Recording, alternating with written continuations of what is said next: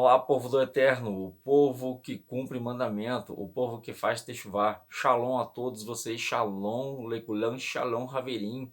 Né? Você está no canal Perfeita Ordem e nós estamos estudando o livro de Lucas e estamos no capítulo 16. Você também acompanha os vídeos pelo @bergzoizap no Instagram e Facebook. Então vamos para Lucas 16. Lucas 16 é o grande capítulo, né, do livro, onde tem aquela midrash que muitos tomam por princípio, né?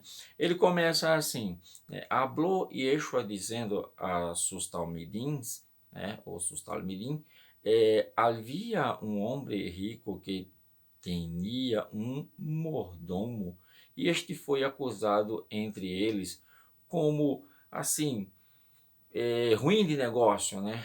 E o mordomo ficou sabendo que o dono ia despedi-lo. O dono ia despedi-lo. E o que é que acontece? Ele sabendo disso, sabe de uma coisa? Eu vou ser complacente com os meus, né, avedim, né, os meus criados, os meus servos, para que o, o, o meu senhor, quando vamos falar senhor, né, para poder você entender, porque eu então podia falar Maria, chegar, ele seja complacente comigo também. E aí ele começa a cobrar dívidas, perdoando algumas, né, assim, dando uns descontozinhos, né, da dívida que todo mundo estava devendo. E aí quando chega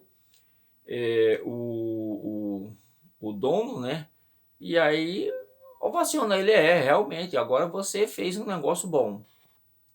E aí vem o texto que muito evangélico não sabe do que Yeshua está falando. Né? E ele diz assim, né, porque los hijos de Olam Hazé son más sagaces en el trato con sus semejantes que los hijos de luz. Na nossa linguagem em português, né, porque os filhos das trevas são mais espertos ou mais inteligentes, né, do que os filhos da luz. Fica uma tradução muito ruim de entender do que Yeshua está falando. Yeshua simplesmente está dizendo o seguinte, ele está se dirigindo aos essênios, né? Porque os essênios, eles eram muito legalistas, eles não botuavam 2 botões no Shabat com medo de descumprir o Shabat. Né? Eles não ficavam no Shabat com medo de descumprir o Shabat. Eram muitas coisas que eles faziam, né, que não precisava, que estava além das instruções que o Eterno deu a Moshe. Muito além. Então eles eram chamados filhos da luz. Eles não eram um povo rico. Tanto que Yohanan, né? Yohanan, ele conviveu com esse povo. Era um povo que se vestia bem simples, mas eles eram muito cuidadosos nos usos e costumes para não descumprir o Shabat. Então eles eram considerados filhos da luz, né? Você sabe que uma pessoa, se ela ficar sem fazer as necessidades fisiológicas, ela pode até morrer. Então, Yeshua diz assim, olha, o povo, né, que vocês chamam de pecador, né, esse povo, essa ralé que vocês não gostam de se misturar, né, eles são mais eficientes no trato com as pessoas do que vocês, que se acham filhos da luz. Aí os caras ficavam revoltados. Ele não só bateu e discriminou, né, os proxinhos, os sofrim, mas também os filhos, ou seja, as 3 ramificações de Israel, né, que existiam naquela época, que eram os fariseus, os saduceus, os escribas e os assênios, né, os escribas já é uma coisa à parte, né, aí já era mais que profissão. Ou seja, todos aqueles que compunham o Sanhedrin, ele chamou todos eles de hipócrita. E aí ele dá uma aula também, né, de comportamento e de finanças de novo. Olha, se você não é fiel nas coisas simples e pequenas, como vão te colocar na grande? Né? Porque vão te pegar, né, com infidelidade, e você não vai ter respaldo, né, você não vai ter moral, né, de crescer numa empresa ou dentro de uma comunidade, ser respeitado dentro de uma comunidade. Ele tá falando de avareza, de luxúria, né, de comportamento, porque que comportamento tem um servo? É um comportamento de hipócrita, né? Não, ele servir a dois senhores, porque servir, adorar é servir. Você está aqui com a bandeja, né? Aí enquanto serve um, aí o outro aqui, você deixou de servir. É isso que está na cultura, né, de Israel. Né? E aí ele diz assim: não façam feito os pruxim, feito os fariseus, né, que se justificam a si mesmos, né, diante dos homens, que pelo Adonai conhece seus levavotes, né, seus corações, pois os lombres têm por sublime delante de Adonai. És abominação.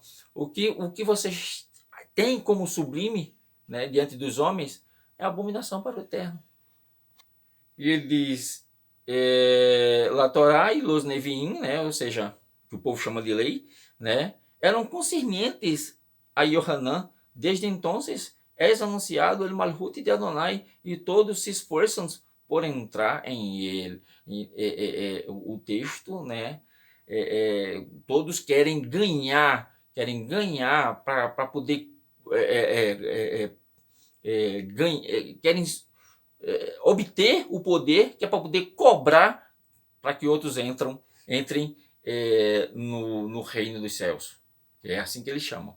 E aí ele fala de novo sobre todo aquele que adquire uma esposa sem ela ser repudiada, comete adultério, e entra na Midrash de Elazar, né, e o rico.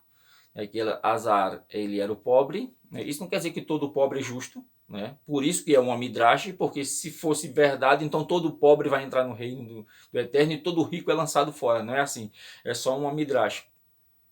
Olha, ele teve os problemas dele, mas ele foi fiel, e tu não fosse fiel. E aí o cara diz: mas Abraão, manda que alguém volte daqui e avise meus irmãos que aqui é um lugar ruim. Ou seja, o Eterno está dando uma midrash. Isso não quer dizer que depois da morte... Se Yeshua dissesse que depois da morte haveria vida, ele estava se contradizendo, né? E contradizendo a Torá. E não é assim. Isso é uma midrash, né? O que ele quer dizer é o seguinte, que no grande dia vão se arrepender, né, e vão ver que não foram justos na sua vida aqui na terra. E aí vão pagar o preço.